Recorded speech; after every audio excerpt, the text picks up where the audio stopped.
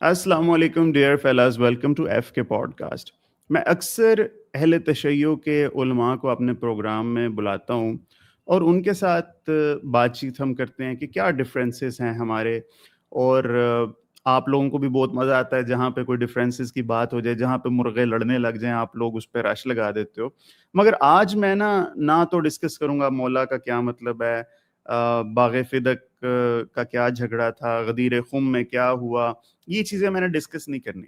ٹھیک ہے، میں چاہتا ہوں کہ ہم کچھ وہ باتیں کریں جن سے ہم اہل تشیع اور اہل سنت کے درمیان کچھ کنفارمنس کریٹ کر سکیں، کچھ ہارمنی ہم لوگ کریٹ کر سکیں، کیونکہ اس وقت جو جیو پولیٹیکل اور گلوبل سنیریو ہے اس کے اندر بھی ڈیمانڈ بھی اسی چیز کی ہے کہ ہم تفرقے کی بات نہ کریں، ہم لوگ یونٹی کی بات کریں۔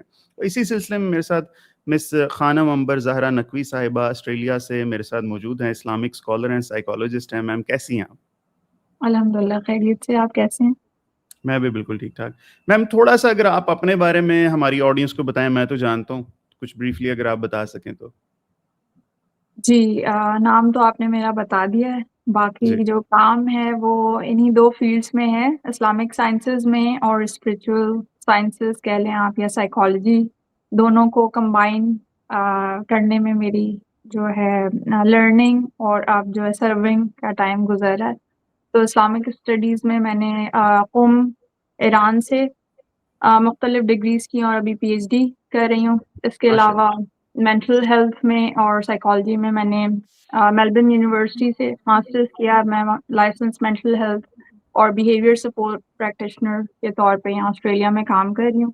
یہاں کی گورنمنٹ ایجنسی NDIS اس کے ساتھ رجسٹرڈ ہوں، اور اس کے علاوہ مختلف ملکوں میں all over the world mental health, psychology اور اسلامک سائنسز کے حوالے سے لیکچرز دیتی ہوں۔ یوتھ اور بچوں کے حوالے سے کچھ کام ہے جو ہم نے کیا اسکول کے پلیٹ فارم سے کیا، جس میں ہم ان کے لیے اینیمیشنز بناتے ہیں انگلش میں، تاکہ ماشاء اسلامک اللہ۔ لرننگ وہ سیکھ سکیں۔ اس کے ہمارے تقریباً 22 کنٹریز میں سبسکرائبرز ہیں، ایز اے اسٹوڈنٹس وہ لرن کرتے ہیں، ون آن ون لرننگ بھی ہے ود ٹیچرس، اور through different self based learning courses کے ذریعے بھی دے لرن۔ اور اس کے علاوہ یوٹیوب چینلز ہیں، سوشل میڈیا پلیٹ فارمز پہ پریزنس ہے، انگلش الگ ہیں، اردو میں الگ ہیں۔ تو ٹوٹل ہمارے پاس تقریباً مور دین 400,000 فالوورس ہیں سب کے ملا کے۔ ماشاء اللہ، تو بس یہ تھوڑی سی یہ کوشش تھوڑی و سی نہیں ہے، کاوش۔ بہت زیادہ ہے ماشاء اللہ جو آپ کر رہے ہیں۔ اللہ تعالیٰ آپ کو اور زیادہ جو ہے ترقی دے۔ اچھا، ویسے ایک بات بتائیے گا، سائیکالوجی اور آپ کی اس فیلڈ کا اتنا زیادہ ملاپ ہوتا نہیں، کیونکہ جتنے بھی شیعہ ہیں وہ تو بہت زیادہ اینٹائی اسپرچل ہوتے ہیں، اینٹائی تصوف ہوتے ہیں۔ کیا یہ پرسپیکٹو ٹھیک نہیں ہے؟ یہ پرسپیکٹو بالکل غلط ہے، کیونکہ ہمارے ہاں ہوں، لفظ تصوف نہیں ہے، ہمارے ہاں لفظ عرفان ہے۔ تصوف عرفان بھی کی ایک اعلیٰ سطح ہے جسے عرفان کہا جاتا ہے، اس کا تعلق بھی یہی ہے کہ اللہ سے نزدیک ہونا۔ میرا جو پی ایچ ڈی کا موضوع ہے وہ اسی سے ریلیٹڈ ہے، اور اسے علم عرفان کہا جاتا ہے، کہ اللہ صحیح سے جو اپنا رابطہ ہے بندے کا، سالک کا، وہ قائم کرنا۔ تو بالکل ایسا نہیں ہے کہ ہم اینٹی اسپرچولی یا اینٹی تصوف ہیں، بس تصوف نام نہیں استعمال کیا جاتا، ہمارا عرفان نام استعمال کیا جاتا ہے، صحیح عارف ہے، کہا جاتا ہے صحیح ہے، انسان کو جو اس راہ پہ چلنے والا ہے۔ اور ٹھیک۔ اس کی جو تصوف سے کچھ چیزیں ہیں جو ملتی ہیں، اور باقی جو اسپرچولیٹی کی اور مذاہب میں بھی باتیں اس میں ہوں، بھی کچھ کامنالٹیز ہیں، لیکن ایک علم عرفان باقاعدہ خود سبجیکٹ ہے، اور بہت کمپریہنسو اور کمپلیٹ ہمارے ہاں عرفان کا ٹھیک ہے، تصور موجود ہے۔ صحیح ہے۔ چلیں، اب سٹارٹنگ میں نا یہ ایک کنسرن ہے کہ آپ کسی بھی کوشچن کا آنسر دیں گے نا تو نیچے بہت سے لوگ آ کر کہتے ہیں کہ بھائی نہیں، انہوں نے ٹھیک جواب نہیں دیا، کیونکہ یہ تقیہ کر رہے ہیں۔ ٹھیک ہے، اور تقیہ کو بہت سے لوگ اوور سمپلیفائی کر کے یہ معنوں میں لیتے ہیں کہ یار یہ جھوٹ ہے۔ ٹھیک ہے، کہ جھوٹ بولا جا رہا ہے، یا اپنی جان بچانے کے لیے کوئی بندہ اس طرح کی بات کر رہا ہے۔ تو کائنڈلی یہ بتائیے گا کہ اس کانسیپٹ کا مطلب کیا ہے، اس کانسیپٹ کا موجد بھی کون ہے، یہ بھی آپ نے مجھے بتانا ہے۔ ٹھیک ہے، قرآنک وزڈم سے آیا ہے، احادیث سے آیا ہے، مولا علی سے آیا, کہاں سے آیا, اس کا ایگزیکٹ مطلب کیا اور اپلیکیشن کس کانٹیکسٹ میں ہوتی ہے اس کی؟ جی جی تو دیکھیں بالکل ہی اگر میں ایکیڈیمک لینگویج میں سمجھاؤں گی تو پھر وہ مشکل ہو جائے گا. میں بہت نہیں سمپل کریں. آسان الفاظ میں جی آسان فہم طریقے سے اسے سمجھانے کی کوشش کرتی ہوں. اور بالکل یہ قرآن سے تصور آیا ہے, یہ کسی کا ایجاد کردہ نہیں ہے, یہ اللہ کا دیا ہوا تصور ہے. ٹھیک ہے. اور میں یہاں تقیہ نہیں کروں گی کیونکہ یہاں میری جان کو کوئی خطرہ نہیں ہے. اس صحیح ہے. لیے جو جوابات بھی میں دوں اسے آپ منوعن تسلیم کریں کہ میں پاکستان میں ہوتی تو ہوتا. ابھی نہیں ہے, شاید کسی لیول پہ ہو, اچھا ضرورت پڑے, ابھی تو چلیں ضرورت ٹھیک ہے, نہیں ہے. صحیح اور ہے. جان کو بھی خطرہ ہو تو ہر موقع پہ جان بچانے کے لیے تقیہ نہیں ہے, خاص صورت حال جب ہے تب ہے تقیہ, ورنہ صحیح پھر ہے. شہادت کا تصور ہی نہ ہوتا, سبھی تقیہ بالکل کیے بیٹھے رہتے. صحیح تو بات ہے. تقیہ کا جو کانسیپٹ ہے وہ قرآن سے آیا ہے, اور سب سے پہلے جب یہ تصور دیا گیا مسلمانوں کو قرآن کی طرف سے, اللہ کی طرف سے, تو وہ اس وقت تھا کہ جب مکے میں نئے نئے مسلمان ہوئے, اور وہ زیادہ تر وہ تھے جو امیر طبقے سے تعلق نہیں رکھتے تھے, غریب غربا تھے اور غلام تھے. تو پھر ان پہ ظلم و ستم کے پہاڑ توڑے جاتے تھے, انہیں مصائب کا نشانہ بنایا جاتا تھا. تو اس وقت پروردگار عالم کی طرف سے یہ حکم ہوا کہ تم اپنے ایمان کو چھپا کے رکھو اور جان بچانے کے لیے اس کو ظاہر نہ کرو. تو اس وقت اپنی جان بچانے کے لیے اور ان مشکلات سے بچنے کے لیے, کیونکہ اس وقت جہاد کا بھی حکم نہیں آیا تھا, جہاد کا حکم بعد میں آیا. یہ آیت کہاں پہ, اگر آپ بتا سکیں مجھے آسانی سے, اگر بتا سکے تو ٹھیک ہے, نہیں تو بعد میں بتا دیجیے گا. ہاں آیت میں آپ کو ریفرنس بھیج دوں گی, تو یہ آپ اپنے اس پہ ٹیلپ پہ چلا دے گا تاکہ چلیں ٹھیک ہے, باقاعدہ کوئی ان بات کو ریفرنس مل جائے. نہیں. جی تو ٹھیک ہے. جو یہ تصور اس وقت پھر مسلمانوں کو دیا گیا کہ اپنی جان بچانے کے لیے اس وقت تقیہ کیا جائے, اور یہ تقوی کا تقاضا ہے کہ آپ اپنی جان بچانے کے لیے ایسی سچویشن میں. ٹھیک ہے. تو ہاں اچھا, اور جہاں تقیہ نہیں کرنا, جیسے میں نے کہا کہ کچھ مقامات پہ تقیہ نہیں ہے, اس وقت آپ نے جو شہادت کا راستہ ہے اسے اپنانا ہے, یا وہ ایسی سچویشنز میں ہے کہ جب اسلام کی بقا کی بات ہے, جب اسلام کے اس پہ حرف آ رہا ہے, جب آپ کے اوپر منحصر ہے کہ آپ اسٹینڈ لیں, جیسے کہ امام حسین علیہ السلام نے, امام علی مقام نے کربلا کے میدان میں اپنے خانوادے کے ساتھ جان قربان کی, کیونکہ اس وقت ان کا کھڑے ہونا ضروری تھا. انہوں نے یہی کہا کہ یہ قربانی اگر وہ نہیں دیں گے تو اور کون دے گا. تو اس وقت اپنے نانا کے دین کو بچانے کے لیے وہ آگے بڑھے اور انہوں نے قربانی دی. تو اس وقت تقیہ کا جو راستہ تھا وہ انہوں نے اس لیے نہیں اپنایا کیونکہ اس وقت اسلام کی بقا جو تھی وہ سب سے زیادہ اہم تھی. تو یہ کچھ سینیریوز ہیں جس میں ڈفرینس ہوتا ہے. تو وہی بات ہے کہ تقیہ جو ہے اس لیے کرنا کیونکہ جو جان ہے, صیانت ذات ہے, اپنی جان کی حفاظت, وہ سب سے پہلے ہے, وہ واجب ہے انسان پہ. جیسے کہ جب کسی کے اوپر مشکل وقت پہ جان کے لالے پڑ جاتے ہیں تو وہ مردار بھی حلال ہو جاتا ہے. ہوتا ہے. ٹھیک ہے. ٹھیک ہے, کوئی بھی ایسا کام ہے جو نارمل سچویشن میں نہیں ہے جائز, کوئی ایسی دوا ہے جو بالکل لا علاج مرض ہے اور کوئی دوائی نہیں ہے, اس دوا میں اگر الکوہل شامل ہے ایک زیادہ مقدار میں تو بھی استعمال کی جا سکتی ہے اگر کوئی اور دوا ہے ہی نہیں, کیونکہ وہ جان بچانے کے لیے.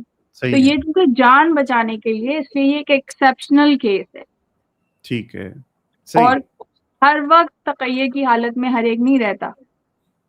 جب تک وہ کنڈیشن برقرار رہے گی تب تک وہ تقیہ کا وہ ہے, ورنہ پھر آپ اس میں نہیں آپ پہ لاگو ہوتا. ٹھیک ہے. چلیں اگلا کوشچن ذرا خطرناک ہے کہ اہل سنت سے آپ کو اعتراضات کیا ہیں؟ ایکسل شیٹ کھول لیں اور سارے اعتراضات ہمیں بتائیں کیا کیا اعتراضات ہیں آپ کو. دیکھیں اہل سنت جو ہیں وہ اور اہل تشیع بالکل دو بھائیوں کی طرح ہیں, اور ہمیں ہمارے مجتہدین کی طرف سے اور جتنے مراجع کرام ہیں ان کی طرف سے بھی حکم یہی ہے کہ آپس میں تفرقے کے بجائے ایک دوسرے کے ساتھ خوش اسلوبی کے ساتھ اور بھائی کی طرح رہا جائے. تو ٹھیک ہے. یہ جو اختلافات کی باتیں نا، یہ ابھی جب کچھ جدید فرقے پیدا ہوئے کچھ 100-150 سال پہلے، تو انہوں نے یہ اختلافات کی باتیں نئی نئی ایجاد کی اور اختلافات کی باتوں کو ہوا دی. ورنہ اس سے پہلے اہل سنت اور اہل تشیع جو ہیں ان میں اتنے اختلافات نہیں تھے، اور اکثر اس طرح ہی ہوا کرتا تھا کہ معلوم بھی نہیں ہوتا تھا کہ کون اہل سنت ہے کون اہل تشیع. ایک دوسرے کے گھروں میں کھانا کھانا، ایک دوسرے کی تقریبات میں جانا، ایک دوسرے کی دینی محافل میں جانا، بالکل بالکل بالکل. اور وہ چیزیں جو اب ممنوع کر دی گئی، میلاد شریف، نیاز کرنا، کنڈوں کی نیاز کرنا، وہ اہل سنت کے ہاں بھی ہوتا تھا، اہل تشیع بھی کرتے تھے. اور صحیح. ایک دوسرے کے گھر اسی طرح انہی حوالوں سے چیزیں بھی بھجواتے تھے، وہ چاہے شب برات کے حلوے ہیں، چاہے وہ کوئی اور چیز ہے. لیکن یہ سب جو نئی چیزیں رائج ہو گئی نا، کہ ہر چیز بدعت ہو گئی صحیح. اور ہر ایسی چیز پہ پابندی لگ گئی. پہلے ہوتا تھا تو پہلے کے لوگ کیا مسلمان نہیں تھے؟ وہ سب آپ یہ ڈکلیئر کریں وہ سب جہنمی تھے، نعوذ باللہ. نہیں. تو اس کا مطلب ہے کہ کچھ نئی چیزیں ایجاد ہوئی ہیں جو دین میں داخل کر دی گئی، کیونکہ دین میں جو چیز جتنی زیادہ پرانی ہوگی، جتنی رسول کی طرف جائے گی، وہ اتنی صحیح ہوگی. جتنی نئی صحیح. ہوگی اتنی غلط ہوگی، صحیح بات ہے. کیونکہ دین نیا بنا ہوا نہیں ہے. دین جتنا رسول کے قریب ہوگا وہ دین کے نزدیک ترین چیز ہے. تو اس لیے عقل کا تقاضا یہی ہے کہ جو پرانی چیزیں رائج ہیں اور جو قرآن کی اس آیت کو کہ آپس میں تفرقہ نہ کرو اور اللہ کی رسی کو مضبوطی سے تھام لو، اس کی طرف لے کر جائے گی وہ صحیح ہے، اور جو اختلافات کی طرف لے کر جائے گی وہ غلط ہے. تو صحیح. اختلافات جو ہیں، اب یہ جو میں نے کہا نا کہ ایک فرقہ ایجاد کیا گیا جس نے یہ سب کیا، تو فرقہ ایجاد جو ہے وہ غیر مسلموں کی طرف سے، نان مسلمز نے باقاعدہ بنایا ہے. اور وہ آن دی ریکارڈ بات ہے کہ جو کس کی بات کر رہی ہیں آپ؟ ذرا کلیئرلی بتائیں. کس فرقہ جو کی بات؟ جو وہ انہوں نے کہا کہ اس پہ تو موجود ہے پورے یوٹیوب پہ، جو بنانے والے ہیں انہوں نے ایکسیپٹ کیا ہے کہ جو ہم نے آل سعود ہے ان کو ٹھیک. کیسے وہاں پہ امپلیمنٹ کروایا. پہلے آل سعود ٹھیک ہے. کون تھے؟ ایک ڈاکو گھرانہ تھا، ایک ڈاکو ایسے ہی. قبیلہ تھا. ان ٹھیک کو ہے. جو ہے باقاعدہ انگریزوں نے ہائر کیا، اور خریدنے کے بعد انہیں وہاں پہ پہلے قتل و غارت کے ذریعے وہاں پہ قبضہ کروایا اور پھر وہاں بٹھا دیا، اور پھر ٹھیک. انہیں یہ فرقہ ایجاد کر کے ان کے ہاتھ میں دے دیا تاکہ ان کے ہاتھ میں ایک ڈنڈا آ جائے اور اس کے ذریعے سے وہ ہر چیز جو ہے وہ نافذ العمل کریں. اور ٹھیک اگر ہے. وہ سب اتنا ہی صحیح ہوتا تو اب جو یہ ایم بی ایس کے آنے کے بعد جو ماڈرنائزیشن آ رہی ہے اور اس میں ہر چیز جو ہے وہ ختم کر دی گئی جو پہلے نافذ کی گئی تھی، اور اب ساری غیر اسلامی چیزیں نافذ کر دی گئیں. شراب خانے کھل گئے، سنیماز کھل گئے، جی. ناچنے گانے کے سارے انتظامات ہو گئے، ہندوؤں کو اجازت ہو گئی مدینے میں جانے کی، نان مسلم کو اجازت ہو گئی مدینے میں جانے کی، یہاں تک کہ مکے میں جانے کی بھی رپورٹس موجود ہے، یہودیوں کی بھی اور باقی نان مسلمس کی بھی. تو یہ سب کیا ہو رہا ہے؟ تو یہ سب نظر آ رہا ہے کہ کون منافقین کی طرح مسلمانوں کی صفوں میں داخل کیے گئے اور ٹھیک ان ہے. سے یہ کام لیا گیا. اب وہ چونکہ عربی بولنے والے تھے اور وہ چونکہ ایسے جگہ پہ بٹھا دیے گئے جنہیں ہمارے لیے مقدس ترین جگہیں ہیں، چاہے وہ شیعہ ہوں چاہے وہ سنی حضرات ہوں، کہ مکہ و مدینہ سے زیادہ کیا چیز بڑی ہے، تو ٹھیک. انہیں ہم نے مقدس سمجھ لیا. جہاں یہ تو ابھی ایک ٹی وی چینل پہ بھی میں گئی ہوئی تھی تو وہاں ہم یہی بات کر رہے تھے کہ بنگلہ دیش میں وہ پریشان تھے کہ لوگوں کو پیشاب کرنے کی عادت تھی دیوار کے ساتھ، تو انہوں نے وہ وہاں کا جو حکمران تھا وہ عقلمند تھا، اس نے کہا عربی زبان میں لکھ دو یہ بات، تو انہوں نے عربی میں لکھ دیا کہ یہاں پیشاب کرنا منع ہے. تو لوگوں نے اسے چومنا شروع کر دیا اور وہاں پہ یہ چیز ختم ہو گئی. تو عربی کو تو ہم ایسا سمجھتے ہیں کہ کوئی بھی عام چیز لکھی ہوئی ہے تو ہم سمجھتے ہیں تو قرآن کی آیت ہے. آپ میں ایک آدمی جب پاکستانی وہاں جاتا ہے پہلی دفعہ تو وہ ہر عربی کو ہی سمجھتے ہیں یہ تو قرآن پڑھ رہا ہے, یہ تو حدیث پڑھ رہا ہے. صحیح بات ہے. عربی کو کا یہی تصور ہے ہمیں. تو ہمارے ذہن میں یہ کہ وہ کیسے غلط ہو سکتے ہیں, وہ تو وہاں کے رہنے والے ہیں, وہ تو انہیں قریب سے جانتے ہیں. یہ نہیں پتا کہ وہ وہاں قبضہ کر کے بیٹھے ہوئے ہیں. وہ انہوں نے وہاں قتل و غارت گری کرنے کے بعد وہاں جو پہلے سے قبائل موجود تھے جن کے پاس کعبے کی چابیاں تھیں, جو وہاں پہلے وہاں کے وہ تھے کفیل, ان کو نکالا گیا اور وہاں قبضہ کیا گیا, اور اس طرح سے پورے ہی دین کو ہائی جیک کر لیا گیا. صحیح بات. اور ہم ان کی ہر بات مانتے چلے گئے اور اپنے دین کو بدلتے چلے گئے اور ہر چیز کو بدعت قرار دیتے چلے گئے. تو بس اگر کوئی اختلاف ہے کسی سے تو وہ اس سے ہے کہ جو عقل کا استعمال نہ کرے اور یہ نہ دیکھے کہ نئی چیز کیا ہے اور پرانی اسلام کی روایات کیا ہیں, اور جو تفرقے میں ساتھ دے اس کو ہوا دے, اور جو بھی نئی بدعتیں ایجاد ہوئی ہیں انہیں حاصل کرتے چلے جائیں, اپناتے چلے جائیں.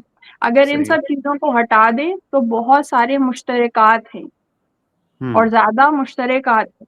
یعنی جو ہمارے مشترک چیزیں ہیں, چاہے وہ ایمان کے حوالے سے ہیں, چاہے فروع کے حوالے سے, عمل کے حوالے سے, نماز ہے, روزہ ہے, حج ہے, زکوٰۃ ہے, سب احکامات دین جو ہیں وہ مشترک ہیں. ٹھیک ہے.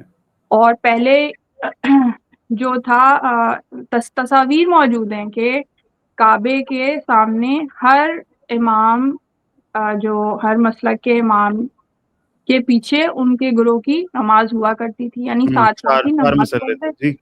جی 4 مصلے ہوا کرتے تھے. تو یہ عام تھا, کوئی بھی کسی بھی مسجد میں جا کے نماز پڑھ لیا کرتا تھا, کوئی بڑی بات نہیں تھی. اور ہمارے ہاں اب بھی یہ ہے, اب یہ بات آن دی ریکارڈ ہے, یہ باتیں نہیں کی جاتی, اختلافی باتیں کی جاتی ہیں. ہمارے ہاں یہ اجازت ہے کہ اتحاد بین المسلمین کی نیت سے کسی سنی امام کے پیچھے بھی نماز پڑھ سکتے ہیں. ماشاءاللہ ماشاءاللہ. اتحاد بین المسلمین کی نیت سے, یعنی مسلمانوں کے درمیان اتحاد کی نیت سے. حالانکہ ہمارے ہاں کسی کے پیچھے نماز پڑھنے کے لیے شرائط بہت سخت ہیں. ہمارے ہاں ہر آدمی جماعت نہیں کروا سکتا, جماعت نہیں پڑھا سکتا. اس کے لیے عادل ہونا شرط ہے. یعنی کوئی آدمی اگر جھوٹ بولتا ہے, اس کے کردار میں ذرا سی بھی کمی ہے, ذرا سی بھی وہ ہے کجی ہے, کسی بھی حوالے سے ہم اسے کم سمجھتے ہیں, تو خود ہمارے لیے یہ جائز نہیں ہے کہ ہم اس کے پیچھے نماز پڑھیں, چاہے وہ شیعہ اثنا عشری ہو. لیکن صرف اتحاد بین المسلمین کی نیت سے ہم کسی بھی اہل سنت کے پیچھے جو امامت کرا رہا ہے اس کے پیچھے نماز پڑھتے ہیں اور پڑھ سکتے ہیں, اس کی اجازت. تو اس سے زیادہ کیا بات ہے, نماز سے بلند چیز کیا ہے؟ نہیں بالکل. اور اب تو میں آپ کو بتاؤں, یہ ہمارے ہاں بھی بہت زیادہ کریڈٹ دوں گا انجینئر صاحب کو. انہوں نے بڑا اس چیز پہ بڑی تنقید کیا ہے لوگوں پہ کہ آپ ہر کسی کے پیچھے بھائی نماز آپ لوگ پڑھا کریں. خاص طور پہ کچھ اسپیسیفک مکتبہ فکر ہیں جو اسپیسیفکلی منع کرتے ہیں کہ بھائی آپ نے وہابی کے پیچھے نہیں پڑھنا, ٹھیک ہے, آپ نے بریلوی کے پیچھے نہیں پڑھنا. یہ چیزیں ابھی بھی باقی ایگزسٹ کرتی ہیں, مگر اب ماشاءاللہ اب کچھ آ کے نا ہم لوگ کلرجی سے مسلمانوں کی اب آگے جان چھوٹنے لگی ہے, ٹھیک ہے. تو اب کچھ پومپلیں پھوٹی ہیں دماغوں کے اندر, اور لوگوں نے یہ تھوڑا سا ڈفرینسز کو نا ڈائجسٹ کرنا اب شروع کیا ہے.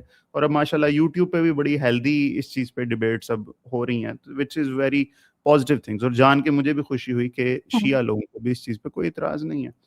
دوسرا ڈفرینس کا مطلب یہ نہیں ہوتا کہ ڈفرینس جو ہے وہ ختم ہو گیا. ڈفرینس اپنی جگہ رہتا ہے, وہ رہے گا. اس ڈفرینس کو ساتھ لے کر چلنا. ایک گھر میں مختلف لوگ رہتے ہیں, ان کے مختلف باتوں پہ ڈفرینسز ہوتے ہیں, میاں بیوی کے آپس میں ہوتے ہیں, بہن بھائیوں کے ہوتے ہیں, ماں باپ اور اولاد کے ہوتے ہیں. اس کے ساتھ ہی وہ خوش اسلوبی سے گھر میں رہتے ہیں, ایک دوسرے کو اکوموڈیٹ کرتے ہیں. وہ اپنی عادت اپنا طریقہ نہیں چھوڑتے, وہ اپنی عادت اپنا طریقہ نہیں چھوڑتے. اس طرح سے رہنا جو ہے یہ ضروری ہے. لیکن ایک ریڈ لائن ہے ہمارے یہاں کہ ہر چیز ہمیں قبول ہے, لیکن ناسبیت ہمیں قبول نہیں. اب ناسبیت کیا ہے کہ جو اہل بیت علیہ السلام ہیں ان کو کچھ لوگ باقاعدہ جو ہے وہ گالیاں دینے والے ہیں, ان کو برا کون بھلا کہنے والے ہیں, انہیں یہ کون جن کا میں نے تذکرہ کیا آپ نہیں کے ساتھ, ویسے میں اب آپ کو بات انہیں میں ناسبی کہہ دیا نا, انہیں ناسبی کہا جاتا ہے انہیں ہمارے. جو بھی ہے میں آپ کو اپنی ذاتی آبزرویشن بتا رہا ہوں. ہر مسجد کے اندر جا کے, ایون وہابی مسجد میں, بریلوی مسجد میں, سب جگہ پہ جا کے میں نے دیکھا ہے دعاؤں کے اندر اہل بیت کا ذکر ہوتا ہے. ٹھیک ہے, تو یہ تو کہیں اب نا چیزیں, اور آپ مولانا طارق جمیل صاحب کو بھی آپ نے سنا ہوگا, وہ ببانگ دوہل کہتے ہیں کہ جو اہل بیت کو ماننے والا اگر شیعہ ہے تو پھر میں بھی شیعہ ہوں, مجھے اہل تشیع کہہ لو آپ لوگ. ٹھیک ہے, تو یہ چیز تو اب باقی رہی نہیں ہے. اب وہ کون ہے جن کے بارے میں آپ بات نہیں, کہتے کچھ ہیں کہ ایسے ایکسٹریم لوگ ہیں جو اچھا جو شیعوں کے علیہ اعلان کھڑے ہو کے ویڈیو پہ گلے کاٹتے ہیں, وہ اچھا ناسبی ہیں. وہ نفرت ان سے اسی بنا پہ کرتے ہیں کہ یہ اہل بیت کو ماننے والے, تو وہ اسی لیے ٹھیک ہے گلے کاٹتے ہیں نا, وہ اسی لیے کفر کے فتوے دیتے ہیں. وہ کفر کے فتوے صرف شیعوں کے لیے نہیں دیتے, جن کو شیعہ مانتے ہیں وہ ان کے لیے بھی کفر کے فتوے دیتے ہیں. حضرت علی ہی کے زمانے میں ایسے لوگ تھے جو باقاعدہ حضرت علی کے سامنے کھڑے ہو کے انہیں کافر کہتے تھے. بالکل تو جو بالکل بالکل. وہ اب تک چیزیں بعد میں چلی آ گالیاں رہی دی گئی ہیں حضرت ہیں. مولا علی بالکل, کو. بالکل ہاں کئی سو سال تک ممبروں سے گالیاں دی گئی. جی بالکل. تو یہ کوئی نئی باتیں نہیں ہے, یا یہ کوئی نہیں ہے کہ افسانوی باتیں کہ ہم نے بنا لی ہیں. تو ہوں جیسے ہماری, حالانکہ ہماری تو نسلوں پہ اتنا ظلم و ستم ہوا, اتنا خون بہایا گیا, پھر بھی ہم ابھی تک چلے آ رہے ہیں اور باقی ہیں, تو ان کی نسلیں بھی چلی آ رہی ہیں اور ٹھیک باقی ہے. ہیں, اور وہ نفرتیں جو ہیں وہ اسی طرح پالی جاتی رہی ہیں. اور وہ ہوں صرف ایک ملک میں نہیں ہے, جگہ جگہ موجود ہیں. شام میں اس کے آپ نے دیکھے ہیں نمونے, کس کس طرح انہوں نے کیا ہے. اور اصحاب کی قبروں سے صحابیوں کو باہر نکال کے باقاعدہ ان کے ساتھ جو حجر بن عدی ہیں ان کی قبر سے, ان کی قبر کشائی کی گئی, ان کی جو لاش ہے اسے نکال کے اس کے ساتھ بے نعوذ حرمتی باللہ. کی گئی, نعوذ باللہ. تو یہ سب کون ہیں؟ یہ جو داعش ہیں, یہ جو خارجی ہیں, یہ جو خوارج کے نئی فارم ہے ٹھیک نا, ہے, صحیح ہے. تو یہ سب موجود ہیں. اور ابھی پچھلے ہی کچھ عرصے میں ان کا بہت زور ہو چکا ہے, افغانستان میں بھی, پاکستان میں بھی, ان علاقوں میں بھی. تو یہ کوئی ایسے نہیں ہے کہ یہ لوگ موجود نہیں ہیں, یہ موجود ہیں. اور باقاعدہ جو شناختی کارڈ پہ شیعوں کے نام دیکھ دیکھ کر اتارتے ہیں ہاں اور جی. ان کے گلے کاٹتے ہیں, اور وہ تو یہ وہی لوگ ہیں.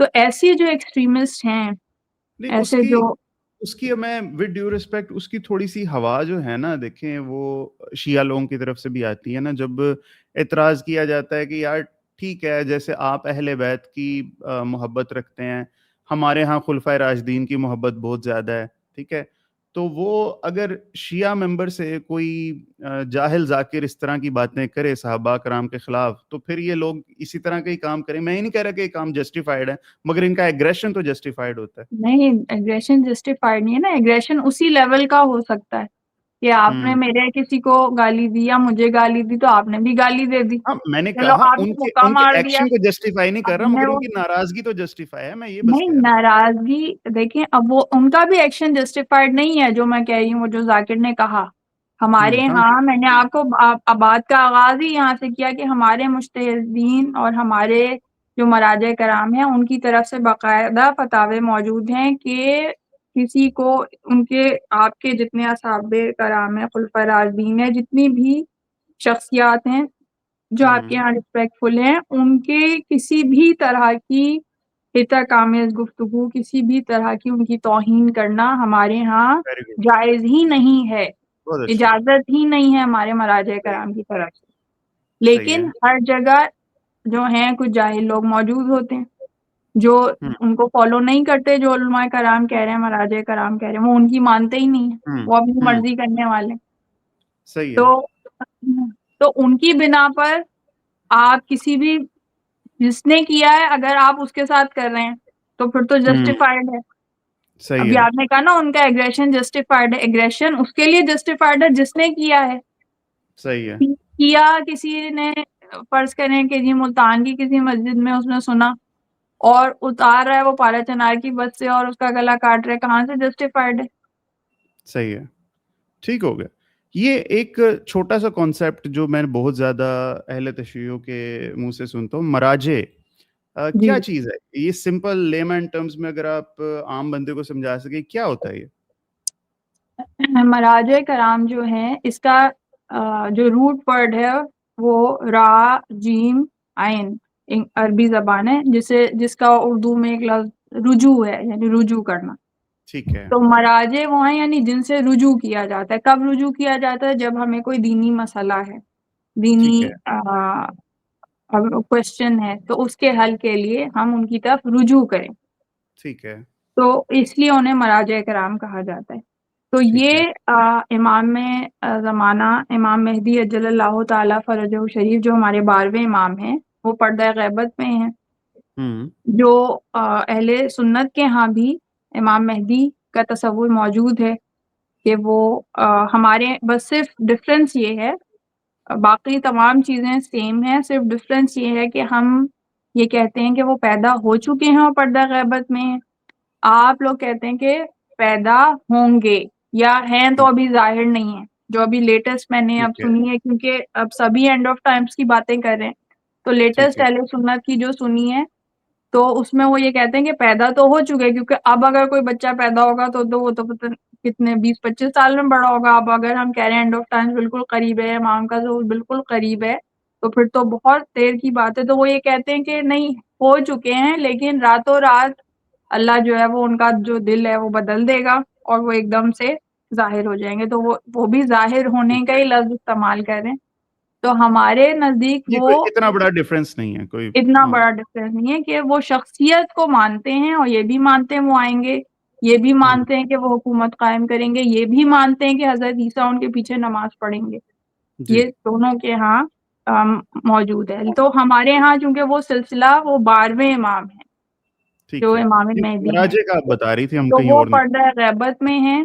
تو پردہ غیبت میں جب وہ ہیں تو پہلے ان کی غیبت صغرا تھی، یعنی چھوٹے ٹائم کے لیے وہ پردہ غیبت میں تھے، اور ان کے نائبین جو تھے وہ موجود تھے. 4 نائبے جنہیں نواب اربع کہا جاتا ہے، وہ تھے ایک کے بعد ایک. تو جب چوتھے کی وفات ہونے والی تھی، تب امام نے یہ پیغام اپنے خط کے ذریعے بھیجا، توقیع کے ذریعے، کہ اب ہمارا کوئی نائب، اس طرح خصوصی نائب موجود نہیں ہوگا. ہاں، ہماری غیبت میں اب جو محدثین ہیں، فقہا ہیں، جو دین میں علم رکھنے والے محدثین اور فقہا ہیں، ان سے رجوع کرو. تو یہ مرجع کا لفظ اور رجوع کا لفظ حدیث سے آیا، اور ان کی تقلید کرو. تو یہ مقلد اور تقلید کا لفظ بھی ادھر سے ہی آیا. تو یعنی ان کو فالو کرو. تو یہ جو کون ہے، کہاں پہ ہیں یہ لوگ؟ یہی جو ہمارے مختلف مراجع کرام یا مختلف جیسے علماء ہوتے ہیں. تو ابھی جو علماء ہیں، جیسے اب میں نے بھی جو ہے ڈگریز کی ہے، میں بھی عالمہ ہوں، لیکن میں چھوٹے لیول کی ہوں، یا جو اور علماء کرام ہیں وہ چھوٹے لیول کے ہوتے ہیں. یہ ہوتے ہیں جنہوں نے کم از کم 7 پی ایچ ڈیز کی ہوئی ہیں. اچھا. تو وہ 7 پی ایچ ڈیز کے بعد، to make it easier for you to understand, 7 P H Ds کے بعد وہ مجتہد کہلاتے ہیں. مجتہد کیا ہے؟ مجتہد وہ ہوتا ہے جو اجتہاد کو. اجتہاد کرتا. اجتہاد، مجتہد، یہ سب نکلا ہے کہ جہد سے، یعنی کوشش کرنا، صحیح ہے. دین کے راستے میں کوشش کرنا. یعنی اس کی کوشش اب اس حد تک پہنچ گئی ہے کہ اب اسے کسی قرآن اور حدیث کو سمجھنے کے لیے کسی ایکسٹرنل کی ضرورت نہیں. تو وہ تقلید اب اس کے لیے تقلید نہیں ہے، وہ خود سمجھ سکتا ہے قرآن اور حدیث کے ذریعے کیا احکامات ہیں، اور آنے والے دینی مسائل میں جو نئے مسائل ہیں ان میں کیا احکامات ہیں وہ خود سمجھ سکتا ہے، وہ مجتہد ہے. لیکن یعنی مراجع سے جو انفارمیشن ملے اس پہ آپ ریسرچ نہیں کرتا ہے کام شیعہ، اس کو منوان مان لیتا ہے، ایسے ہوتی ہے بات؟ نہیں، ریسرچ کر سکتے ہیں، لیکن مراجع سے جو چیز ملتی ہے اس پہ ریسرچ کی ضرورت نہیں ہے. اگر آپ منوان مان لیں تو ٹھیک اٹس ہے. فائن. جیسے آپ کو ڈاکٹر جب دوا دیتا ہے تو آپ ٹھیک، ریسرچ میں نہیں سمجھ کرتے، گیا. آپ بالکل ٹھیک. استعمال کرتے ہیں، کیونکہ عام آدمی کے پاس میڈیکل نالج تو نہیں ہے کہ وہ جا کے ٹھیک ہے. دیکھے اور وہ کرے. تو وہ ٹھیک ہے. اطمینان سے کھا لیتا ہے دوا کہ بھئی ہاں انہوں نے دی ہے، انہیں پتہ ہے صحیح ہوگا. تو وہاں بھی جو وہ دیتے ہیں فتویٰ، تو وہ ہمارے لیے یہ کافی ہے کہ ہم نے ان کے کہے پہ منوان عمل کر لیا. اب قیامت کے دن ہم سے کوئی پکڑ نہیں ہوگی. ٹھیک ہے, تو بہترین, بہت اس سلسلے کے ذریعے ہم ان علماء جو تو امام نے یہی کہا کہ یہ ہماری طرف سے تم پر حجت ہے, جس طرح سے ہم اللہ کی حجت ہے ہماری طرف سے, یہ تم پر حجت ہے ہماری غیبت کے دوران. اور یہ پورا سسٹم ہے, اجتہاد ایک سسٹم ہے, ایک نظام ہے جو پانچویں امام محمد باقر علیہ السلام, پانچویں اور 12ویں امام میں کتنا فاصلہ ہے, پانچویں امام نے اپنی زندگی سے اسٹیبلش کرنا شروع کر دیا تھا کہ پانچویں امام جن کے پاس بہت زیادہ جنہیں موقع ملا اپنے علوم کو پھیلانے کا, یہ نہیں تھا کہ وہ بہت قید و بند میں ہیں یا لوگ ان کے پاس نہیں آ سکتے تھے, ان کو کہتے ہی باقر العلوم ہے, یعنی علوم کو اجاگر کرنے والے یا کھولنے والے, شگافتہ کرنے والے. تو انہوں نے جتنے علوم پہ کام کیا انہوں نے, اور چھٹے امام حضرت امام جعفر صادق علیہ السلام نے, لیکن وہی اپنے دور میں اپنے جو اصحاب تھے جو فقہا اور علماء کی لیول کے ہوتے تھے تو انہیں کہتے تھے کہ جاؤ مسجد میں بیٹھو اور فتویٰ دو. تو اس طرح انہوں نے اپنے زیر نگرانی اس سلسلے کو قائم کیا کہ جو اصحاب محدثین ہیں, فقہا ہیں, اس لیول پہ ہیں. اور ہمارے ہاں صرف علم ہونا, فقیہ ہونا یہ کافی نہیں ہے مرجع بننے کے لیے. صحیح ہے, ہمارے ہاں علم ہے اور ساتھ تقویٰ ہے. ٹھیک, تو باقاعدہ سسٹم ہے جس میں وہ پہلے ہی اسیس کرتے ہیں کہ علم ہو ساتھ تقویٰ ہو تو پھر انہیں اجازت ہوتی ہے کہ انہیں اجازہ ملتا ہے. اجازہ کہتے ہیں کہ اجازت نامہ, کہ جس کے بعد وہ اپنی توضیح المسائل یا جسے رسالہ کہا جاتا ہے وہ شائع کر سکتے. تو پھر لوگ ان کی تقلید کرتے ہیں. اور اس میں بھی پھر اگین لیولز ہیں, ایک عام لیول کا مجتہد جامع شرائط ہوتا, اور ایک آیت اللہ عظمیٰ یا جسے مراجع کرام جیسے میں نے کہا جو عالم لیول کا ہوتا ہے, الف عین لام میم عالم, جیسے آیت اللہ سستانی ہے, جیسے آیت اللہ خامنائی جنہیں ابھی شہید کیا گیا, یا ان سے پہلے آیت اللہ خمینی تھے یا آیت اللہ خوئی تھے, تو یا آیت اللہ ناصر مکارم شیرازی ہیں. تو اس طرح جو ٹاپ لیول کے ہیں ٹھیک ہے وہ عالم ہوتے ہیں. صحیح ہے, بہت ہی بہترین جواب میم. چلیں اب ہمیں بتائیں what are we actually missing, اگر اہل بیت کو نکال دیا جائے, جو کہ میں یہ کہوں گا کہ اہل سنت میں برائے نام تو موجود ہے, کہنے کی حد تک موجود ہے, لیکن اگر اہل بیت کو چھوڑ دیا جائے تو کیا کون سی چیز ہے جو اسلام میں ہم اہل سنت مس کر رہے ہیں which you have got؟ دیکھیں اگر اہل بیت کو چھوڑ دیا جائے نا تو پھر کچھ بچتا نہیں ہے. مسئلہ یہ ہے کیونکہ ہمارے ہاں جو اہل بیت ہیں وہ ہر چیز کا سورس ہے. ہم نے ہر چیز لی ہی اہل بیت سے, ہم نے قرآن بھی اہل بیت سے ہی سمجھا ہے. ہم ادھر ادھر سے قرآن سمجھنے کے قائل نہیں ہیں, ہمارے حساب سے وہی اہل علم ہے. اور رسول اللہ صلی اللہ علیہ وآلہ وسلم نے جاتے جاتے 2 چیزیں چھوڑی جو امت کو دیں. جی ٹھیک ہے, یہ حدیث سب کے ہاں موجود ہے, صحیح ستہ میں موجود ہے. میں تمہارے درمیان 2 گراں قدر چیزیں چھوڑ کر جا رہا ہوں, ایک قرآن اور ایک میری اطرت. ٹھیک ہے, اب کچھ جگہ پہ اطرت کی جگہ سنت کا لفظ استعمال کیا جاتا ہے. ٹھیک ہے, یہ میں مانتی ہوں کہ آپ کے ہاں کچھ کتابوں میں اطرت موجود ہے, سیاستہ کی کچھ کتابوں میں اطرت کا لفظ بھی موجود ہے, لیکن کچھ جگہ سنت کا لفظ موجود ہے. لیکن اگر دونوں کو جمع کر دیا جائے تو اطرت تو پتہ ہی ہے کہ اطرت یعنی کہ اہل بیت, یعنی جو ان کی ان کا خانوادہ ہے ان کے, وہ تو ان کو دونوں کو تھامے رکھو یہاں تک کہ تم مجھ سے حوض کوثر پہ ملاقات کرو گے. یعنی صراط مستقیم پہ چلانے کے لیے یہ دونوں چیزوں کو پکڑے رہنا ضروری. اب اگر ہم لے لیں اہل سنت جو کچھ جگہ پہ کہتے ہیں کہ سنت کا لفظ ہے کہ میں تمہارے درمیان 2 چیزیں چھوڑ کر جا رہا ہوں, ایک قرآن اور ایک میری سنت. ٹھیک ہے, تو سنت کیا ہے, یعنی جو رسول نے کیا وہ سنت ہے. تو جو رسول نے کیا وہ ہم کس سے لیں گے؟ اگر ہم اصحاب سے لیں گے تو اصحاب جو ہیں وہ باہر موجود ہیں، وہ گھر میں نہیں موجود، تو ہمیں آدھا ملے گا، آدھا نہیں ملے گا. ٹھیک ہے. ٹھیک ہے. اور جو اگر ہم کہیں کہ ازواج مطہرات ہیں ان سے لیں گے تو ازواج مطہرات گھر میں موجود ہیں، باہر نہیں موجود، ان سے بھی آدھا ملے گا. لیکن اہل بیت وہ ہیں چونکہ ان کے ہاں مرد بھی ہیں، خواتین بھی ہیں، وہ مرد بھی ہیں جو گھر کے اندر جا سکتے ہیں اور باہر جا سکتے ہیں. تینوں مرد وہی ہیں جو اگر پنجتانی صرف سمجھا جائے تو اس زمانے میں جو تھے تو وہ ہیں، اور خاتون بھی وہ ہیں جو باہر بھی ہمیں مختلف موقعوں پر نظر آئیں، اندر تو ہیں ہی موجود. تو اس لیے اور وہ معصوم ہمارے ہاں سمجھی جاتی ہیں کہ ہم ان کی عصمت کے قائل ہیں کہ ان کے ہاں غلطی کی گنجائش نہیں ہے، اور وہ بھی قرآن کی آیت ہی کے مطابق کہ ہم نے ان سے رجس اور ناپاکی کو اس طرح سے دور رکھا ہے جیسے کہ دور رکھنے کا حق ہے.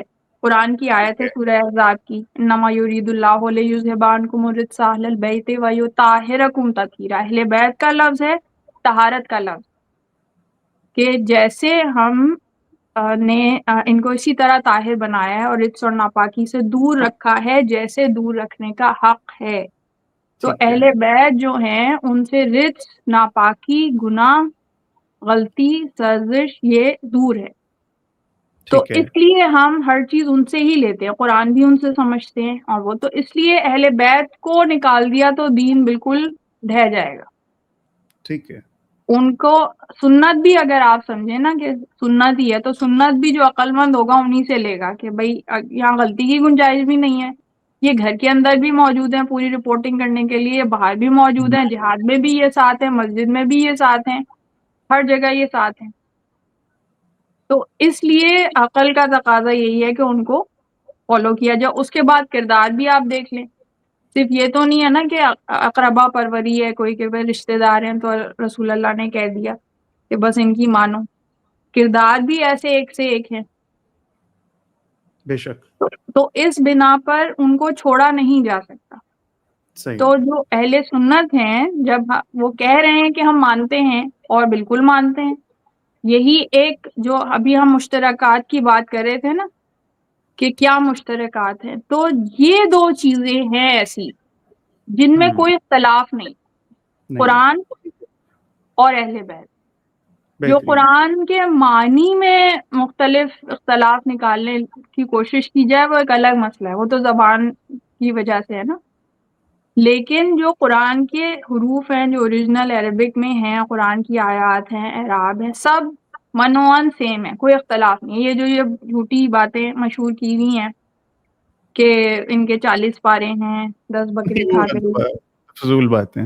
فضول قرات کا باتیں. کچھ تو ڈفرینس ہے، قرات کا ڈفرینسز تو ہیں مگر وہ کوئی ایسے بڑے ڈفرینسز وہ نہیں ہیں. اتنے کوئی بڑے ڈفرینس نہیں، وہ تو قرات تو مختلف طریقوں سے سبھی مسالک میں رائج ہے، اور ہم ایسے ہی ہے. آپ بھی ہماری ایسے قرات بھی سنتے ہیں، ہم بھی آپ کی قرات سنتے ہیں، صحیح ہے. اور کوئی اس اس میں سے وہ نہیں، میننگ میں کوئی ڈفرینس جو ہے نا کوئی خاص کچھ پیدا نہیں فرق ہوتا، نہیں اور پڑتا. وہ بھی جائے تو اس سے کوئی اتنا بڑا اختلاف نہیں ہوتا کہ نفرتیں پھیل جائیں.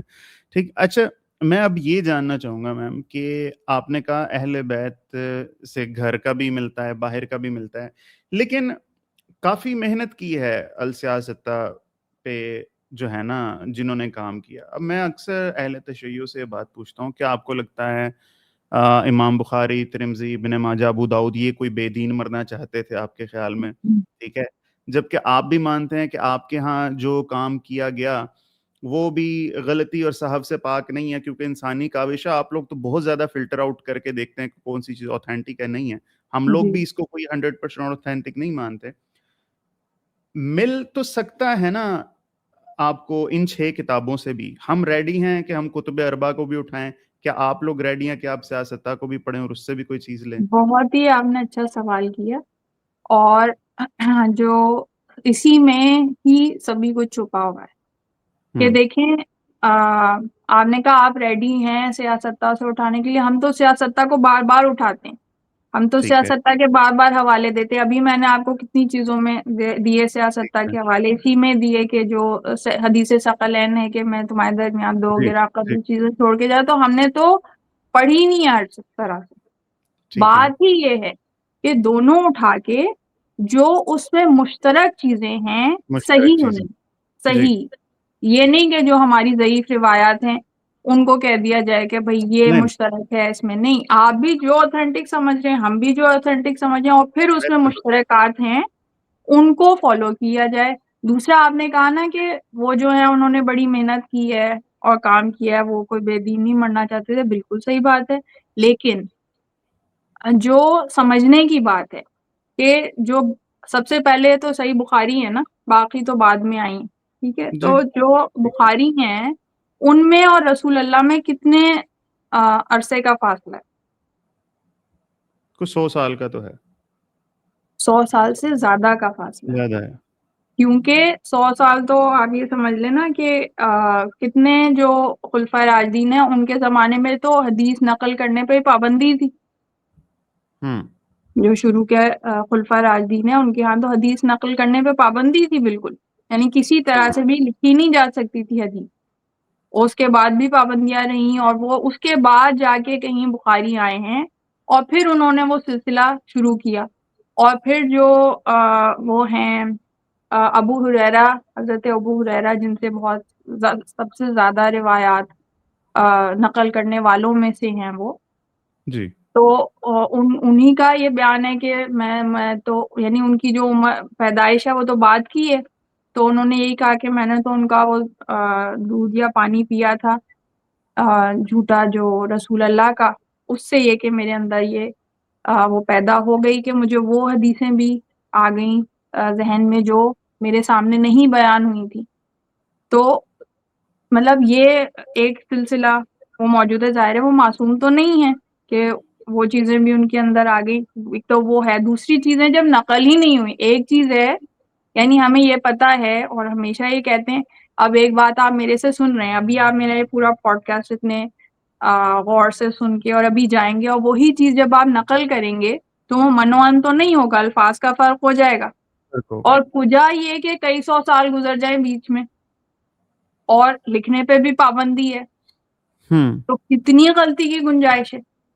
ہوں دوسری طرف ہم کیوں اہل بیت کے سلسلے کو مانتے ہیں کہ دوسری طرف اہل بیت کا سلسلہ ہے کہ جہاں سینہ بہ سینہ منتقل ہو رہا ہے اور وہ سب معصوم ہیں، یہی کہ وہاں غلطی کی گنجائش نہیں ہے، اور جب وہ حدیث نقل کر رہے ہیں تو جیسی حدیث رسول کی ہے ویسی علی کی ہے، ویسی جیسی علی کی ہے ویسی حسن کی ہے، جیسی حسن کی ہے ویسی حسین کی ہے، جیسی حسین کی ہے ویسی علی ابن الحسین کی ہے، جیسی علی ابن الحسین کی ہے ویسی محمد باقر کی ہے، جیسی محمد باقر کی ہے ویسی جعفر صادق کی، تو اس طرح کرتے کرتے یہ 12 سلسلے ہیں جن میں مشترک ہیں، ہوں تو کوئی چیز ایسی نہیں ہے کہ جس میں فرق ہو بنیادی اس میں، ہاں بعد کے جو مسائل ہیں اس کے حساب سے جو انہوں نے بتایا، انہوں نے تو خیر رسول اللہ نے تو بعد کی باتیں بھی بتائی ہوئی ہیں، تو اس لیے پھر ہم وہاں سے نہیں لیتے۔ ہاں اب جو مشترکات ہو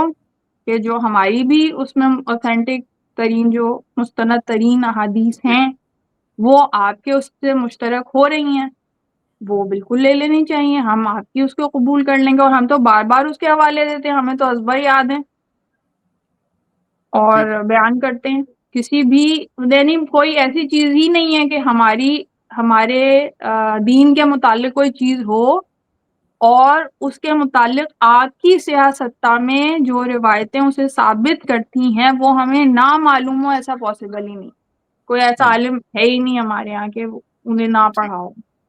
ٹھیک ہے ٹھیک ہے، میری آڈینس کو میں بتا دوں کہ رمضان کا مہینہ میں کراس کوشچننگ بالکل نہیں میں کر رہا مجھے ذہن میں اعتراضات آتے ہیں بٹ میں کہتا ہوں کہ موقع محل نہیں ہے کہ اس موقع پہ نا بندہ کوئی لڑائیوں کو ہوا دے، ٹھیک ہے، تو اٹس ناٹ دیٹ کہ میں ہر بات سے ایگری کرتا ہوں but let just agree to disagree on so many matters, ٹھیک ہے۔ بالکل، چلیں اب مجھے یہ بتائیں میم کہ اہل بیت کا رمضان کیسا تھا؟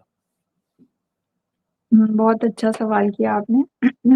دیکھیں اہل بیت کے ہاں ویسے تو زیادہ تر رمضان ہی رہتا تھا کیونکہ اہل بیت زیادہ تر روزے کی حالت میں رہا کرتے ٹھیک ہے تھے، جی، اور دوسرا یہ کہ جب ماہ رمضان مبارک کی بات کر رہے ہیں تو اس کے لیے بہت اہتمام تھا ان کے ہاں، کیونکہ جو ماہ رمضان مبارک ہے اس کی جتنی قدر و قیمت اور قدر و منزلت ہے وہ اہل بیت سے زیادہ کون جانتا ہے. تو کیونکہ اس میں قرآن کا نزول ہوا اور اس میں لیلۃ القدر موجود ہے، تو ہمارے ہاں جو عبادات اس حوالے سے مستحب عبادات ہیں، دعائیں ہیں، مناجات ہیں جو رمضان میں پڑھی جاتی ہیں اور خصوصیت کے ساتھ جو لیلۃ القدر ہے ان میں پڑھی جاتی ہیں، تو وہ سب آئی ہی اہل بیت سے ہی، اور ایک سے ایک شاندار اور خوبصورت دعا ہے اور مناجات ہیں جو اس حوالے سے موجود ہیں، اور جتنی نوافل ہیں. اور اس کے علاوہ قرآن کی زیادہ سے زیادہ نہ صرف تلاوت، ہمارے ہاں صرف تلاوت نہیں ہے، ہمارے ہاں تلاوت کے ساتھ اسے سمجھ کے پڑھنا، ترجمہ، اور صرف ترجمہ نہیں پڑھنا، اس پہ تدبر و تفکر کرنا، کیونکہ یہ قرآن کا حکم ہے کہ قرآن کی آیتوں پہ تدبر و تفکر کرو. افلا تعقلون، اگر تم عقل رکھنے والے ہو. تو بار بار اسی کی دعوت دی گئی ہے. تو ہمارے ہاں یہ قرآن پہ قرآن ختم کرنا یا اس کی ریس میں لگ جانا کہ کتنے قرآن ختم کیے، یہ ٹارگٹ نہیں ہوتا، اور یہ ٹارگٹ ہونا بھی نہیں چاہیے مومن کا، کیونکہ ختم قرآن کا، یہ میں اکثر کہا کرتی ہوں، ختم قرآن کا تصور کوئی یا الفاظ کوئی اتنے اچھے نہیں ہیں. قرآن تو کبھی ختم ہو ہی نہیں سکتا، تو اگر ختم قرآن کہا جائے یعنی ہم نے قرآن ختم کر دیا، یعنی اپنی زندگی سے ختم کر دیا قرآن. قرآن خوانی کی بجائے قرآن فہمی ہوا کرے تو وہ زیادہ بہتر. بالکل، نہ قرآن خوانی نہ ختم قرآن، قرآن فہمی ہو، تفکر ہو، تدبر ہو، اسی میں زندگی گزرے. تو ایک قرآن آپ نے پڑھا اور کچھ آپ نے نہیں اس سے حاصل کیا، کیونکہ فقط عربی کی تلاوت کی تو کچھ بھی نہیں حاصل ہوا، صرف ثواب ملا، ثواب ملا، یہ میں مانتی ہوں، لیکن قرآن ثواب کمانے کی مشین نہیں. قرآن ثواب کے لیے نازل نہیں کیا گیا کہ ثواب حاصل کرو، قرآن ہدایت کے لیے نازل کیا گیا. صحیح بات ہے. تو ہدایت حاصل کی جائے. اب ہدایت اسی طرح حاصل کریں گے کہ جب اسے پڑھیں اور سمجھیں. تو اگر آپ نے ایک رمضان میں پورا قرآن کے بجائے روزانہ بس ایک آیت پڑھی اور اسے سمجھا، اس پہ غور و فکر کیا، وہ بہتر، وہ بہت بہتر. بالکل صحیح آپ نے بات کی. اور بس اسے پھر عمل میں ڈالنے کی کوشش کریں، اس پہ عمل کیا جائے. بہت اعلیٰ میم، زبردست. تو یہ بہت زیادہ ضروری بات ہے. اور جیسے کہ ابھی میں کسی کو یہ مثال دے رہی تھی کہ اب ہم یہ کہتے ہیں، اب یہ بھی اب یہ میں کہہ کے گزر جاؤں تو نہ اس بات کا حق ادا ہوگا، نہ کسی کو یہ سمجھ میں آئے گا کہ اس پہ عمل کیسے کرنا ہے. تو میں اس کی بھی اگزامپل دے دوں کہ جیسے قرآن میں آیت ہے، اگر تم خدا کے نزدیک ہونا چاہتے ہو یا دین میں مکمل طور پہ داخل ہونا چاہتے ہو، میں مفہوم بیان کر رہی ہوں، تو جو خدا کی راہ میں جو دینا ہے وہ اپنی سب سے پسندیدہ چیز دو. ہاں، ہم سب یہ سے جو قرآن کی آیت یوزڈ ہو چکی ہوتی ہے چیز، وارن آؤٹ چیز، وہ ہم دیتے ہیں غریبوں کو. ایسے وارن آؤٹ ہے یا جو پسندیدہ نہیں ہے، نہیں ہے، ٹھیک ہے بالکل. نا. اور راشن دیتے ہیں سب، راشن میں کیا دیتے ہیں؟ آٹا، دال، چاول، گیہوں، گندم. جو ہمارے گھر میں ہمارے بچوں کے لیے پسندیدہ چیزیں آتی ہیں، ہماری بیگم کے لیے پسندیدہ چیزیں آتی ہیں، کبھی اس کی ہم نے لسٹ بنا کے کسی غریب کے گھر میں پہنچائی؟ کبھی نہیں. تو وہ ان کی ضرورت بھی نہیں نہ ہوگی شاید. بیسک یہ تو نیسیسٹی میں جو بندہ ہم پھنسا کہہ رہے ہوا ہے. ہیں، ہم کہہ رہے ہیں پسندیدہ چیز میں یہ تو نہیں کہا کہ نیسیسٹی ہو، پسندیدہ چیز میں تو کہا ہے کہ جو پسند ہے وہ دو. اب بیسک نیسیسٹیز میں جو اگر آپ کہہ لیں تو آپ کا تو بچے نہیں کھاتے روٹی، ٹھیک ہے، آپ کے بچے تو پیزا کھاتے ہیں، پاستا کھاتے ہیں، اور جی برگر کھاتے ہیں. تو یعنی کوئی پیزا، میں نے پاستا، برگر جھونپڑیوں میں دینا چاہیے ہمیں، آپ یہ کہنا دینا چاہ چاہیے بالکل، اور انہیں آئے گا پسند، اور وہ ایسے للچائی ہوئی نظروں سے That's a دیکھتے very ہوں گے. good thing, اور we should try it. ہاں، یہ اچھی اور بات نہیں، اور یہ اس لیے نہیں کہ ہم ہر چیز کو اس لیے انہیں ضرورت ہے یا نہیں ہے، انہیں وہ ہے یا نہیں، یہ ہمارے تزکیہ نفس کے لیے ہوں یہ سمجھنے کی ضرورت ہے. ہم یہ سمجھتے ہیں کہ جب ہم کسی کو دے رہے ہیں نا تو ہم اس پہ احسان کر رہے ہیں، ہم اس کی ضرورت کو پورا کریں، ہم ہر چیز اس کے لینس سے، اس کے اینگل سے دیکھ رہے ہوتے ہیں، اس کے لیے صحیح اس ہے. کے لیے اس کے لیے نہیں، یہ آپ کے لیے ہے، ہوں آپ کے نفس کے تزکیے کے لیے ہے، آپ کے نفس کو مارنے کے لیے، آپ کو انسان بنانے کے لیے، آپ کی میں کو ختم کرنے کے لیے. صحیح یہ نہیں بات. آپ نے سوچنا ہے اس کو پتہ نہیں پسند آئے گا نہیں آئے گا. برگر سے بہتر نہیں ہے کہ میں اسے آٹے کی بوری دے دوں پورے سال کام آئے گا، نہیں. اب اگر آٹے کی بوری دینے سے آپ کا نفس اور موٹا ہو کے کپا ہو رہا ہے تو وہ آٹے کی بوری نہیں دیں. برگر دینے سے اگر آپ کا نفس ختم ہو رہا ہے، میں ختم ہو رہی ہے، تو برگر دیں. Good thing. تو یونیک یہ perspective and I am going to give it a try انشاءاللہ.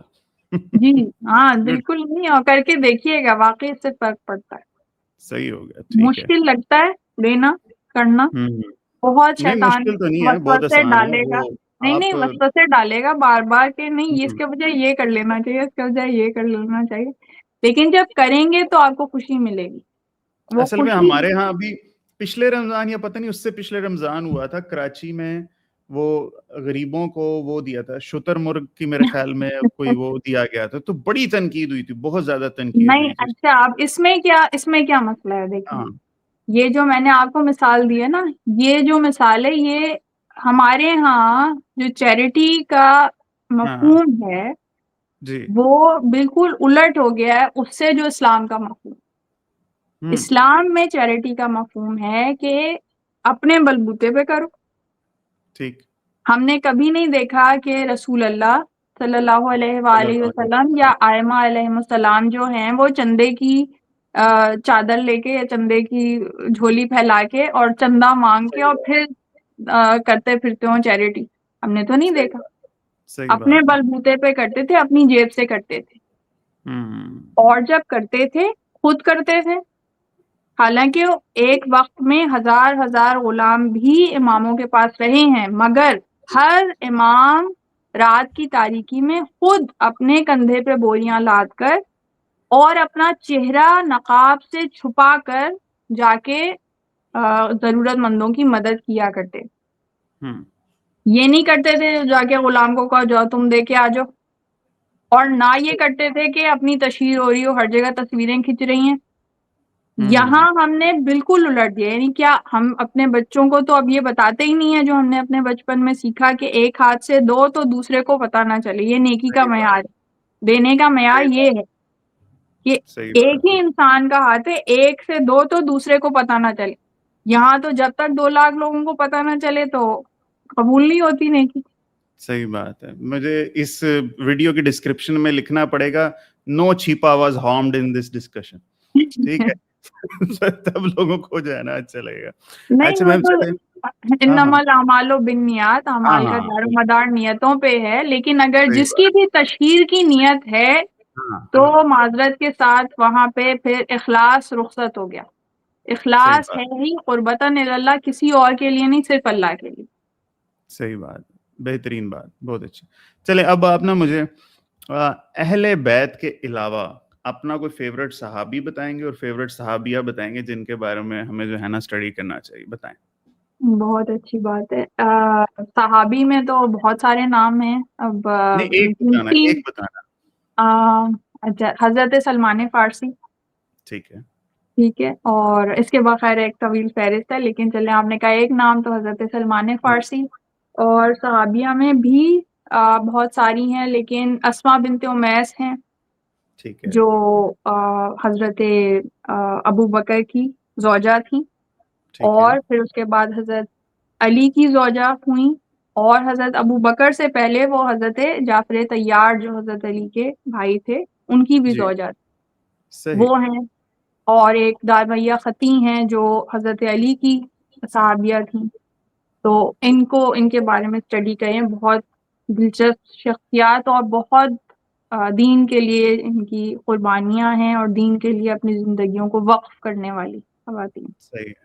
بہت ہے. سلمان فارسی صاحب تھے رضی اللہ تعالیٰ عنہ, ان کی ایج بہت زیادہ بتائی جاتی ہے, 200-250 سال, یہ ٹھیک بات ہے؟ نہیں وہ تو وہ تھے جابر بن عبداللہ انصاری. اچھا, میں نے پڑھا کہ حضرت سلمان فارسی کی بہت لمبی عمر غالباً. نہیں ان کی اتنی لمبی عمر نہیں تھی. وہ حضرت جابر بن عبداللہ انصاری تھے, رسول اللہ کے صحابی. انہیں رسول اللہ کی طرف سے دعا تھی اور وہ 5ویں امام تک ٹھیک ہے. اچھا جو چلیں, ہے. اب آپ نے نا ہمیں ریسورسز بتانے ہیں ٹو لرن. اب یہ نہیں کہنا کہ نہج البلاغہ پڑھو, وہ عام بندے کے بس کا کام نہیں. ٹھیک ہے, نہیں یہ بھی نہیں کہنا کہ آج کل میں اربا اٹھاؤ. عام فہم چیزیں ہی بتاتی ہاں, ہوں, کیونکہ وہ جو عام ینگ فہم چیز آپ جنریشن نے ہے بتانی ہے, جین زی کو پتلی وہ کتابیں مشکل چیزیں بتانی نہیں ہیں لوگوں سمجھنا. کو, یا یوٹیوب چینل بتانے ہیں آپ نے کہ یہاں سے بھائی یہ these are the good resources to learn. اور صرف یہ نہیں کہنا کہ نہیں اہل تشیع کو ہی سیکھنے کے لیے, to become a better human. آپ بتائیں کچھ ریسورسز بتائیں ہماری آڈینس کو کہ وہ ان چیزوں کو سمجھیں تو اچھے مسلمان بن سکتے. جی جی ایک شہید متحری ہیں, ان کی کتابیں انگلش میں بھی اردو میں بھی موجود ہیں, اور انٹرنیٹ پہ بھی موجود ہیں, PDF کی فارم میں, ای بکس کی فارم میں, اور آسان ہے, کوئی اتنی مشکل نہیں ہے. پتلی کتابیں بھی ہیں, موٹی کتابیں ٹھیک بھی ہے, ہیں, ٹھیک ہے. تو وہ بہت بہترین ہے پڑھنے کے لیے. پھر ایک علی شریعتی ہیں, علی شریف, ہاں, ان کی کتابیں ہیں. علی اور تنہائی ہے, فاطمہ وہ ہے, فاطمہ پہ, ہاں بہت اچھی کتاب اور ہے. بڑی پتلی کتابیں, بالکل چھوٹی, 24-25 صحیح, صفحوں کی. ان صحیح, کتاب کی ہیں وہ چھوٹے سے. تو یعنی ان صحیح. سے اگر شروع کریں تو آپ کو ذرا کتب بینی میں تو تھوڑی اہل سی سنت میں سے بھی موٹیویشن ملی. بتائیں, اچھا کون ہے لگتا ہے آپ کو اہل سنت میں سے؟ بتائیں نا, کون؟ اہل سنت میں بھی کوئی اچھا لگتا ہے کہ نہیں لگتا؟ جی امام غزالی کی جیسے جو تصوف میں کام ہے, اور جو یہی تزکیہ نفس میں, تصوف میں اپنے نفس کے حوالے سے, اسے ٹیم کرنے کے حوالے سے, اس کے حوالے سے یوٹیوب پہ ویڈیوز بھی موجود ہیں. آپ امام غزالی تصوف انگلش ویڈیوز لکھیں گے تو وہ آ جائیں گی, بڑی اچھی اینیمیشنز فارم میں بنی ہوئی ہیں. تو ٹھیک وہ ہو, امام غزالی کو شہید متحری نے بھی جو تصوف اور علم عرفان پہ بات کی ہے, تو انہوں نے امام غزالی کی کئی چیزوں کو کافی کوٹ کیا ہے. اور امام غزالی کی کئی چیزیں ہیں جو یہی علم عرفان اور تصوف کے حوالے سے, اور نفس پہ جب قابو کرنے کے حوالے سے بات ہے, تو کئی چیزیں وہ کافی آسان کر کے بیان کر دیتے ہیں, تو وہ سمجھنا آسان ہو جاتا ہے. تو صحیح ہے, وہ بہت ٹھیک, اچھا ہے. بہترین. چلیں میم کو فائنل میسج ہو جائے ہماری آڈینس کے لیے. فائنل میسج جو ابھی ینگ جنریشن ہے, ابھی آج کل میں ان کے ساتھ دنیا کے مختلف ملکوں میں, مختلف علاقوں میں کام کر رہی ہوں, مختلف حوالوں سے, مینٹل ہیلتھ کے حوالے سے بھی, اسلامک حوالے سے بھی. تو بہت اچھی جنریشن ہے, اور ان میں لرننگ کا شوق ہے, جاننا چاہتے ہیں, سمجھنا چاہتے ہیں. تو 2 میسیجز ہیں, ایک ینگ جنریشن کے لیے ہے اور ایک جو سکھانے والے ہیں ان کے لیے. جو ینگ جنریشن ہے وہ تھوڑی سی اپنی جو ہمت ہے نا اس کو بڑھانے کی ضرورت ہے انہیں, کہ وہ تھوڑا کنسنٹریشن اسپین بڑھائیں. اور جیسے یہ بک پڑھنا ہے تو چاہے چھوٹی چھوٹی بکس پڑھنا یا چھوٹی چھوٹی علمی باتیں سیکھنا, انہیں تھوڑی سی کوشش کر کے سیکھنے کی, اور کوشش کریں اور تھوڑا ریٹین رکھنے کی ذہن میں کوشش کریں. کیونکہ ابھی جتنا ہم AI دور میں آ گئے ہیں تو ہماری ریٹین کیپیسٹی جو ہے وہ ختم ہوتی جا رہی ہے. صحیح بات. تو پھر چیزیں یاد نہیں رہتی ہیں, اور سب سے پھر گوگل پہ ہی سہارا ہے, گوگل کا ہی سہارا رہ گیا ہے. دوسرا جو مبلغین ہیں یا جیسے جو ہمارے جیسے لوگ ہیں, ان کے لیے میسج ہے کہ چیزوں کو انٹرسٹنگ کر کے پیش کریں, تو ینگ جنریشن جو ہے وہ مروب ہوتی ہے. اور میں چونکہ اس چیز پہ بہت کام کر چکی ہوں, اور میری زندگی کا مقاصد میں سے ایک مقصد یہ ہے کہ دین کو اس طرح سے پیش کیا جائے کہ وہ انسپائر ہوں لرننگ کے لیے. صحیح. تو یہ بہت ضروری ہے, کیونکہ ہمارے مبلغین نے تو ایسے جیسے تہیہ کیا ہوا ہے کہ جو سامنے بیٹھا ہے اسے بوریت سے مار دینا ہے اگر ہم نے دین کی بات کرنی ہے. صحیح بات ہے. تو یہ ضروری نہیں ہے, آپ انٹرسٹنگ وے میں بھی کر سکتے ہیں. اور بہت جو ینگ جنریشن ہے اس کے لیے بہت ضروری ہے, کیونکہ وہ آڈیو ویژول لرنرز ہیں, وہ ہاں جی, لیکچر سننے والے یا ٹیکسٹ بک پڑھ کے پڑھنے والے نہیں ہیں. ان کا دماغ ہی اور طرح سے ورک کرتا ہے. تو وہ صحیح صرف سنی سنائی یا کتابی باتوں کو امیجن نہیں کر سکتے, they need to visualize it.